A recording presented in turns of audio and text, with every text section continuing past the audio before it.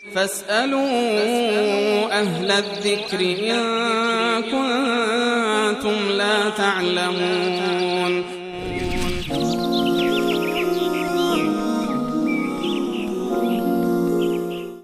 برادری سوال کردن که از تربت جام مادرشون فوت کرده که الله سبحانه و تعالی بیامرزه، پدرشون رفته زنی گرفته که میخوان خواهر همون خانم را برای پسرشون بگیرن. آیا این جایزه؟ بله، یعنی یک پدر و پسر رفتن یک جای خواستگاری، مادر و پدره میگیرن. دو تا خواهر رو میگیرن، دو تا خواهر یا مادر و خواهر زنش. خواهر زنش هیچ گونه اشکالی نداره، از نظر شرعی جایز هست که پدر و به اصطلاح پسر برن با جناق همدیگه باشند و شوهر خاله هم دیگه بشه. اشکال نداره و جایز هست.